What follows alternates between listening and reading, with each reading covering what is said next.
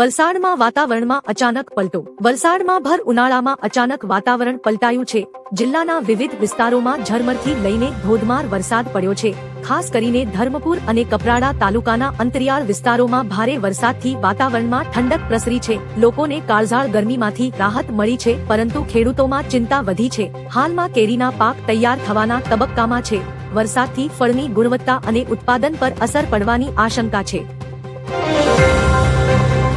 ગુજરાતમાં 4,000 કરોડના semiconductor project. કેન્દ્ર સરકારે ગુજરાતમાં 4,000 કરોડના 2 સેમિકન્ડક્ટર પ્રોજેક્ટને મંજૂરી આપી છે. ધોલેરામાં દેશનું પ્રથમ જેન આધારિત માઇક્રો એલઈડી યુનિટ સ્થપાશે, જ્યારે સુરતમાં વાર્ષિક 100 કરોડ ચિપ્સની ક્ષમતાવાળું પેકેજિંગ યુનિટ આવશે. આ પ્રોજેક્ટ્સથી 2200 થી વધુ યુવાનોને સીધી રોજગારી મળશે. મેક ઇન ઇન્ડિયા હેઠળ આ પહેલ ગુજરાતને ગ્લોબલ સેમિકન્ડક્ટર મેપ પર મજબૂત સ્થાન અપાવશે. રાજ્યમાં કરા સાથે માવઠું. ગુજરાતમાં ભર ઉનાળે વરસાદી માહોલ જોવા મળી રહ્યો છે. સૌરાષ્ટ્ર, દક્ષિણ ગુજરાત સહિત અનેક વિસ્તારોમાં કમોસમી વરસાદ પડ્યો છે. નર્મદા જિલ્લાના સાગબારા અને દેડિયાપાડા તાલુકામાં વરસાદ સાથે કરા પણ પડ્યા હતા. હવામાન વિભાગે સાયક્લોનિક સર્ક્યુલેશનને કારણે વરસાદની આગાહી કરી છે. દેડિયાપાડા સહિતના વિસ્તારોમાં ભારે માવઠુંથી રસ્તાઓ પર પાણી ફરી વળ્યા હતા.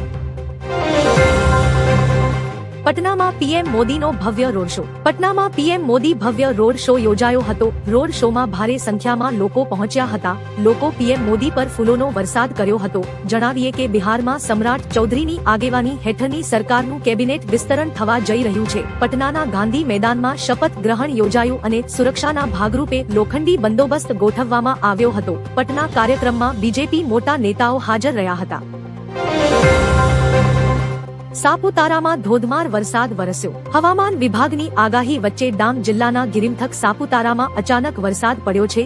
ગુરુવારે વહેલી સવારથી કાળા વાદળો ઘેરાતા સાપુતારા, ડોન હિલ્સ અને તળેટી વિસ્તારોમાં વરસાદી ઝાપટા પડ્યા. વરસાદથી આખા વિસ્તારમાં ઠંડક અને ખુશનુમા માહોલ છવાઈ ગયો છે. પ્રવાસીઓ અચાનક વરસાદમાં ભીંજાઈને આનંદ માણી રહ્યા છે. કુદરતી સૌંદર્ય વધુ મનમોહક બનતા સાપુતારાનો નજારો અત્યંત આકર્ષક બન્યો છે.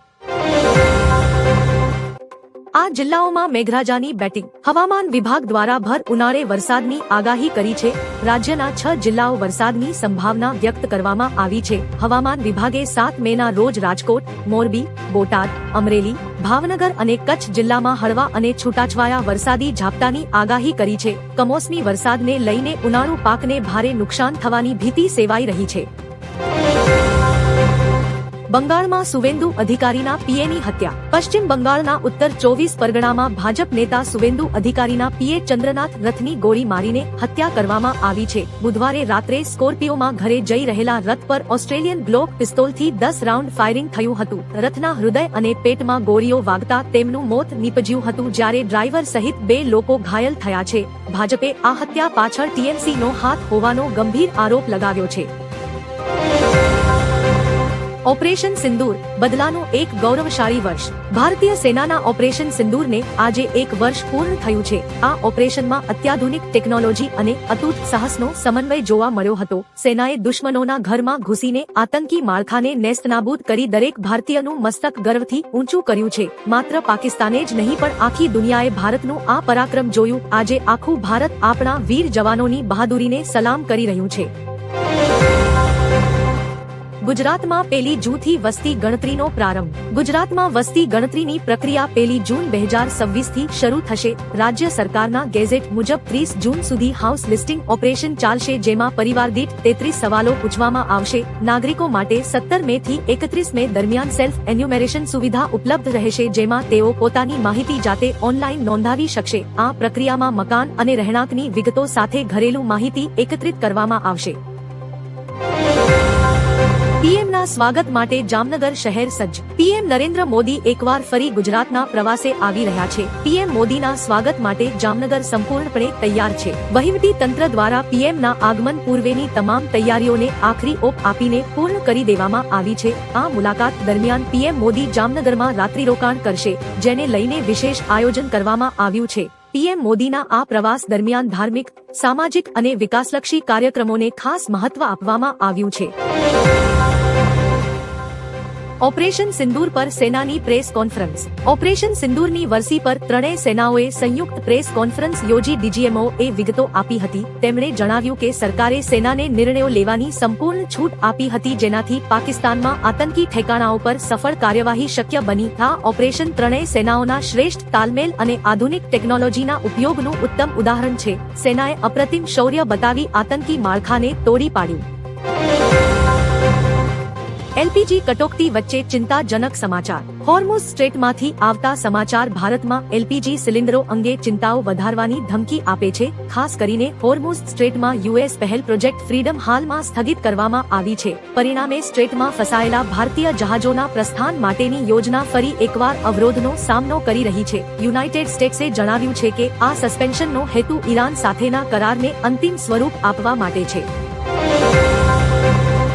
હિમંતા બિસ્વા શર્મા એકવાર ફરી લેશે સીએમ પદના શપથ। આસામ વિધાનસભા ચૂંટણી પરિણામમાં એનડીએના ગઠબંધનને મોટી જીત મળી છે, જે બાદ બુધવારના રોજ સીએમ હિમંત બિસ્વા શર્માએ રાજ્યપાલ લક્ષ્મણ પ્રસાદ આચાર્યને પોતાનું રાજીનામું સુપ્રત કર્યું છે। હવે સમાચાર છે કે આસામમાં 12 મેના રોજ નવી સરકારના શપથ ગ્રહણ થઈ શકે છે, એટલે કે હિમંત બિસ્વા એકવાર ફરી સીએમ પદના શપથ 12 મેના રોજ લઈ શકે છે।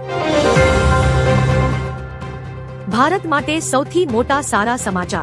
ઈરાને જણાવ્યું છે કે હોર્મુઝ સ્ટ્રેટ દ્વારા જહાજોની અવર જવર હવે સુરક્ષિત રહેશે।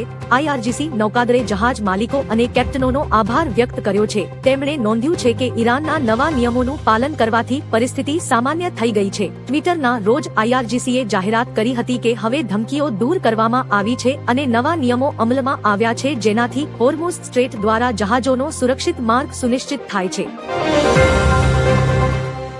કેન્દ્ર સરકારનો મોટો નિર્ણય। કેન્દ્ર સરકારે વંદે માતરમને રાષ્ટ્રગાન જન ગણ મન સમાન સત્તાવાર દરજ્જો આપવાનો ઐતિહાસિક નિર્ણય કર્યો છે। પીએમ મોદીની અધ્યક્ષતામાં મળેલી કેબિનેટ બેઠકમાં રાષ્ટ્રીય ગૌરવ અપમાન નિવારણ અધિનિયમમાં સુધારાને મંજૂરી અપાઈ છે। હવે વંદે માતરમનું અપમાન કરનાર કે તેમાં ખલેલ પહોંચાડનાર સામે કાયદેસરની સજા અને દંડની જોગવાઈ રહેશે। આ ગીતને પણ હવે તમામ પ્રોટોકોલ લાગુ કરવામાં આવશે। તમિલનાડુમાં મોટો ખેલ, દુશ્મનો થયા એક। તમિલનાડુમાં ચૂંટણી પરિણામો બાદ સત્તાનો જંગ રોમાંચક બન્યો છે। ટીવીકે પ્રમુખ વિજય 108 બેઠકો જીતી સૌથી મોટા પક્ષ તરીકે ઉભરી આવ્યા છે અને કોંગ્રેસની 5 બેઠકોનું સમર્થન છતાં તેઓ બહુમતીના 118ના આંકડાથી હજુ 5 બેઠકો દૂર છે। આ સ્થિતિનો લાભ લેવા કટ્ટર હરીફ પક્ષો ડીએમકે અને એઆઈએડીએમકે ગઠબંધન કરે તેવી અટકળો તેજ થઈ છે। આવું થયું તો બે દુશ્મનો એક થયા ગણાશે। ગાયને રાષ્ટ્રમાતા જાહેર કરવા લોહીથી પત્ર। સુરતના 10 ટેક્સટાઇલ વેપારીઓએ ગૌમાતાને સન્માન અપાવવા પોતાના લોહીથી વડાપ્રધાન મોદીને પત્ર લખી અનોખો વિરોધ નોંધાવ્યો છે। સિરિંજથી લોહી કાઢી લખાયેલા આ પત્રમાં ગાયને રાષ્ટ્રમાતા જાહેર કરવા અને અલગ ગૌ સંવર્ધન મંત્રાલય બનાવવાની માંગ કરાઈ છે। આ અભિયાનને 5 લાખ લોકોએ સહીઓ દ્વારા સમર્થન આપ્યું છે। આ આવેદનપત્ર કલેક્ટરને સોંપી દિલ્હી સુધી અવાજ પહોંચાડવા પ્રયાસ કરાશે। પીએમ મોદીએ બદલી પ્રોફાઇલ ડીપી। ઓપરેશન સિંદૂરની પહેલી વર્ષગાંઠ નિમિત્તે પીએમ મોદીએ સોશિયલ મીડિયા પ્લેટફોર્મ એક્સ પર પ્રોફાઇલ ડીપી બદલી છે। પીએમ એ ઓપરેશન સિંદૂરનો ફોટો ડીપી પર રાખ્યો છે। આજથી 1 વર્ષ પહેલા થયેલ ઓપરેશન સિંદૂર માત્ર એક લશ્કરી કાર્યવાહી જ નહીં પરંતુ યુદ્ધના બદલાતા સ્વભાવની ઝલક પણ હતી। 6 અને 7 મેની રાત્રે ભારતીય સશસ્ત્ર દળોએ પાકિસ્તાનના આતંકવાદી હુમલાનો યોગ્ય જવાબ આપ્યો હતો। પીએમની હત્યા પર સુવેન્દુ અધિકારીનું નિવેદન। પશ્ચિમ બંગાળ બીજેપી અધ્યક્ષ સુવેન્દુ અધિકારીના પીએ ચંદ્રનાથની હત્યા પર સુવેન્દુ અધિકારીનું નિવેદન સામે આવ્યું છે। તેમણે કહ્યું કે આ સમયે આ વિષય પર હું કોઈ પણ રાજકીય પ્રતિક્રિયા આપવા ઈચ્છતો નથી। જે રીતે હત્યા કરાઈ છે તે સામાન્ય નથી। વધુમાં તેમણે કહ્યું કે આ હત્યા સંપૂર્ણ યોજના સાથે કરવામાં આવી છે। આ તપાસનો વિષય છે।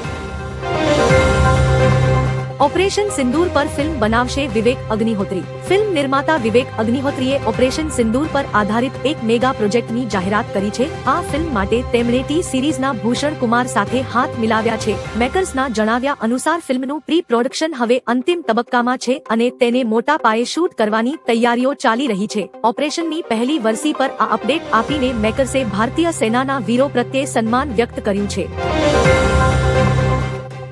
વાવ થરાદમાં ટોળાએ પોલીસ કર્મીઓ પર હુમલો કર્યો. વાવ થરાદમાં મંજૂરી વિના રેલી અને જાહેરનામાનો ભંગ કરવા બદલ ફરિયાદ નોંધાઈ છે. કલેક્ટર કચેરીમાં જાહેરનામાનો ભાગ કરવા બદલ ગીતાબેન નાઈ, પ્રધાનજી ઠાકોર અને સિદ્ધરાજસિંહ ચૌહાણ સામે ફરિયાદ નોંધવામાં આવી છે. ફરજ પરના પીએસઆઈ પર આ ટોળાએ હુમલો કર્યો હતો, જ્યારે મહિલા પોલીસ સાથે ઝપાઝપીના દ્રશ્યો પણ સર્જાયા હતા. સરકારી ફરજમાં રૂકાવટ બદલ ગુનો દાખલ કરાયો છે. હાર બાદ મમતા બેનર્જી સુપ્રીમ કોર્ટ જઈ શકે. બંગાળ ચૂંટણીમાં હાર બાદ મમતા બેનર્જીએ ધારાસભ્યોની બેઠકમાં સ્પષ્ટ કર્યું કે તેઓ મુખ્યમંત્રી પદેથી રાજીનામું નહીં આપે. તેમણે ભાજપ પર ચૂંટણીમાં ગેરરીતિ અને ચૂંટણી પંચના દુરુપયોગનો ગંભીર આરોપ લગાવ્યો છે. મમતાએ વિરોધ દર્શાવવા ધારાસભ્યોને વિધાનસભાના પ્રથમ દિવસે કાળા કપડાં પહેરવા જણાવ્યું છે. આ અન્યાય સામે લડવા માટે તેઓ ટૂંક સમયમાં સુપ્રીમ કોર્ટના દ્વાર ખખડાવશે. મમતા દીદીની હાર પર ગોપી વહુએ કટાક્ષ કર્યો. બંગાળ ચૂંટણી પરિણામો બાદ ગોપી વહુ ફેમસ દેવોલીના ભટ્ટાચાર્જીએ મમતા બેનર્જીની હાર પર ખુશી વ્યક્ત કરી છે. સોશિયલ મીડિયા પર તેણે મમતાને પ્રદેશ માટે એક ખરાબ સપનું ગણાવ્યા હતા. દેવોલીનાએ સ્પષ્ટ કહ્યું કે તે મમતા બેનર્જીને સૌથી વધુ નફરત કરે છે. એક્ટ્રેસના મતે બંગાળમાં આ પરિવર્તનની સખત જરૂર હતી. તેણે મમતા અને તેમની ટીમને સીધા સોશિયલ મીડિયા પર ટાટા કહી દીધું છે. અમેરિકા ઈરાન યુદ્ધ વિરામની અટકળો. અમેરિકી રાષ્ટ્રપતિ ટ્રમ્પે દાવો કર્યો છે કે તેઓ ઈરાન સાથે પરમાણુ કરાર અને યુદ્ધ રોકવાની ખૂબ નજીક છે. જો કે ઈરાને આ અહેવાલોને અતિશયોક્તિપૂર્ણ ગણાવ્યા છે. પાકિસ્તાન મારફતે મધ્યસ્થીના પ્રયાસો ચાલુ છે, પરંતુ ઈરાને અમેરિકાની કેટલીક શરતોને વિશલિષ્ટ કહી ફગાવી દીધી છે. ટ્રમ્પે ચેતવણી આપી છે કે જો વાતચીત નિષ્ફળ જશે તો બોમ્બમારો ફરી શરૂ થશે. હાલમાં વિશ્વની નજર 24 કલાકમાં સંભવિત યુદ્ધ વિરામ પર